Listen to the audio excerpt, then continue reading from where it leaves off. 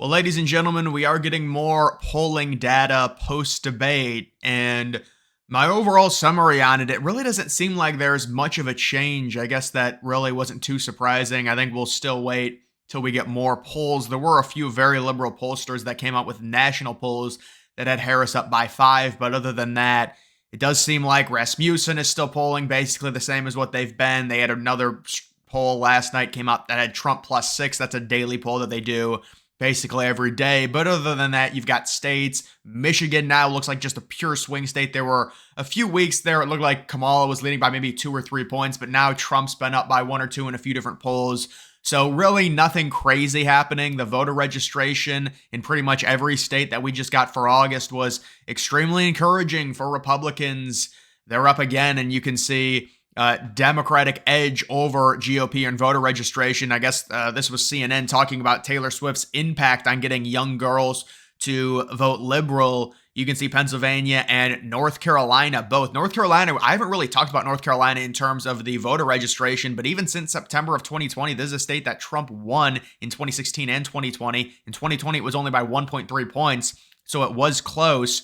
But looking at 2024 now, I mean, that is a huge Republican increase in a state that, again, Trump won in 2020. You're talking about an increase of almost 300K in terms of voter registration.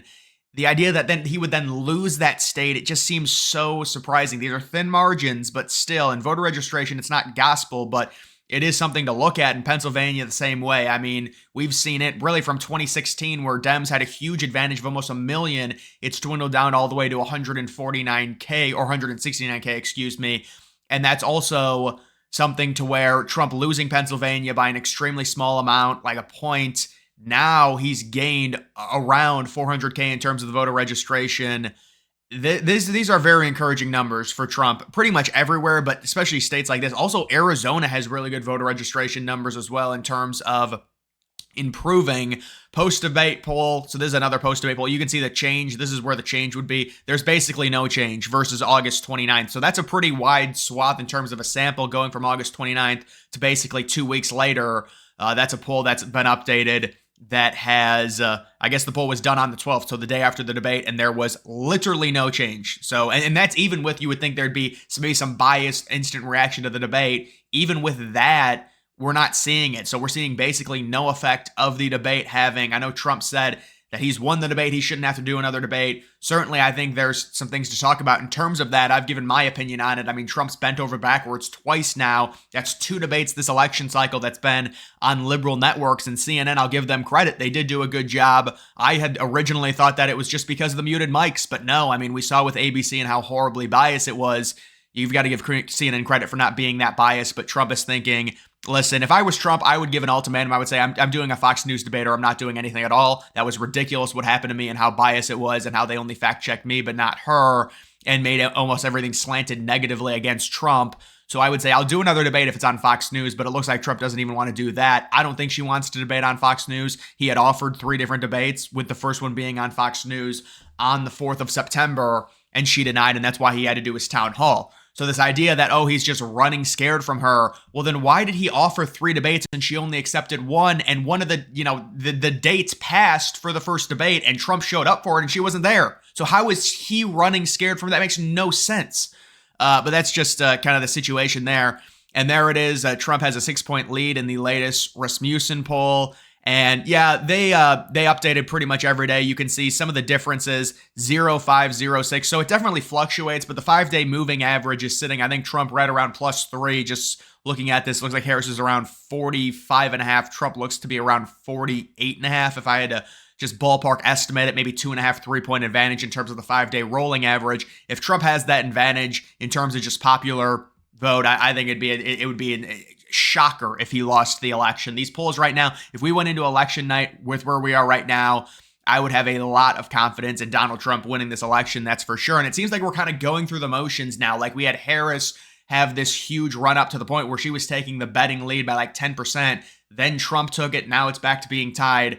as long as we kind of hover around here based on the polling errors we're used to, and also just in general, Trump being able to lose the popular vote by a point, 2 points, 3 points, and still winning the election, you have to like the idea of, oh, it's anyone's game, it's 50-50, when really you look at the in-depth numbers, also the approval rating, where Harris and Trump are very close. There are some polls that have Harris higher, but the general sentiment is they're pretty close, closer than Trump and Biden were, closer than Trump and Hillary were. There are a lot of good numbers that points towards a Trump victory, and that's not even taking into account what we talked about earlier a few minutes ago with the voter registration being insanely positive basically in every swing state, but especially Pennsylvania, which is the most important state because it's the purest of swing states that has the most electoral votes. And you also do have a state like Arizona that also North Carolina with its 16 electoral votes. It's going to be very important as well. Mitchell Research here, another poll. You can see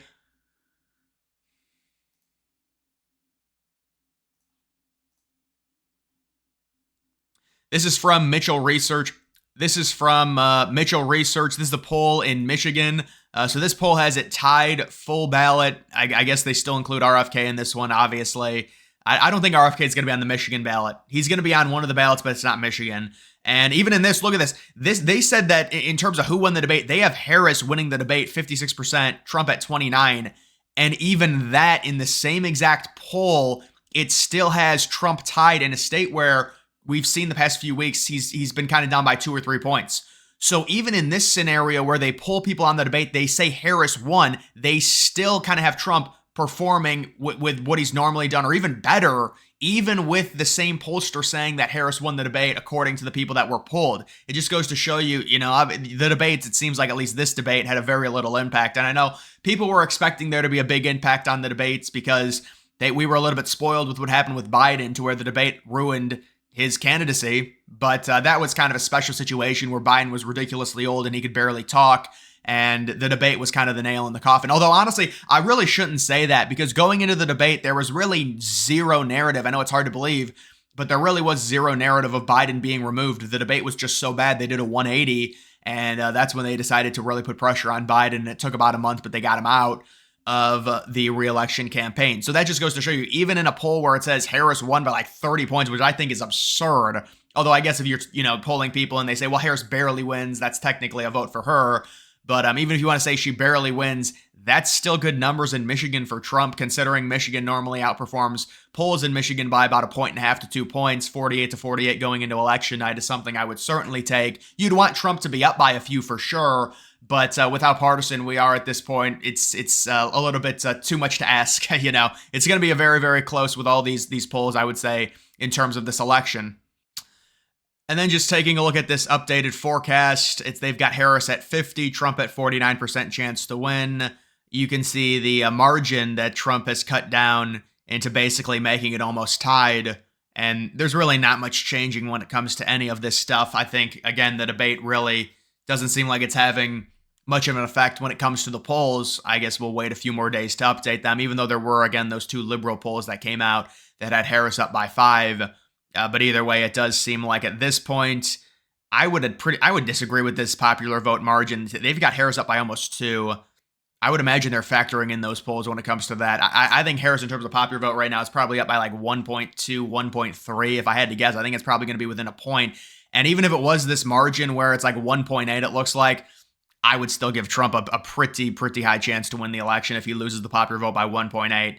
She can still win it, but just the way the votes go and with how it is, you would expect Trump, who lost, I think, by like 2.2 to Hillary and still easily won the popular vote to the point where he got over 300 electoral votes. I think right now 306 to 312 is probably pretty realistic for Trump. Looking at these states, Pennsylvania, I would say, is leaning Trump based off all the internal stuff. Michigan, I think, is a pure toss-up. Wisconsin, I think you could argue is the polls in Wisconsin are kind of similar to Michigan, but Wisconsin polls tend to be way more inaccurate when they grade Trump. It's been like 5 or 6 points in terms of if you take the average of how off they were in 2020 and 2016 and average it out, it's like 6 points. They underestimated Trump. So that's pretty crazy. If they have Trump down by 2, you can't rely on an underestimation of 6 points again, but it is reasonable to say they're probably going to underestimate him. I mean, let's be honest. If it's back-to-back times and the average is underestimating him by 6, if he's going into the election night down by 2, you'd have to think he'd at least win that state by 1 or more. that would just be an underestimation of 3. So as long as the Wisconsin polls stay close, maybe they updated their methodology. Maybe they can poll Trump supporters better. But based on Trump's 2 elections, that's a state that Trump has not polled well in at all relative to how he actually performed. Nevada and Arizona, looks like they've got Arizona leaning more towards Trump than Nevada. And yeah, that's something that I've seen where it looks like Arizona might go to Trump by a few points. Nevada is going to be a lot closer, maybe decided within a point or 2 points at that. But they say the odds of an upset are like flipping a coin. Well, yes, it is a very close election according to the polls.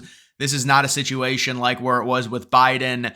But even the stuff with where Harris, I mean, look at this. Harris was up by, in terms of this, by about 12 points, and Trump's already made all of that up because she had that massive run where she was just the amount of fake hype was absurd, and it's kind of worn off. And now we're kind of looking at almost a tied situation here, even post-debate, with the debate having little impact. And it looks like there's not going to be another debate. At least Trump doesn't want to do one. So we're left with the VP debate, which is happening on the 1st of October. I really wish the VP debate was like next week. I think it would be better to just get the VP debate done rather than wait until early October. But either way, it's going to be October 1st between Vance and Walz. And people expect Vance to win. Vance is in another league than Walz when it comes to intellect. The problem is people are gonna feel bad for Walz. They're gonna say, oh, he's just a small town dad. It's all right. He tried his best. But the VP debate in general, nobody's gonna watch it. Let's be honest. I mean, people that are watching these videos will probably watch it, but the casual people, it's gonna get like a tenth of the amount of viewership that the Harris versus Trump debate had. That's just the way it is with the VP debates. But either way, guys, that is gonna do it for this video. Make sure you follow me on X. Link to that's always in the description.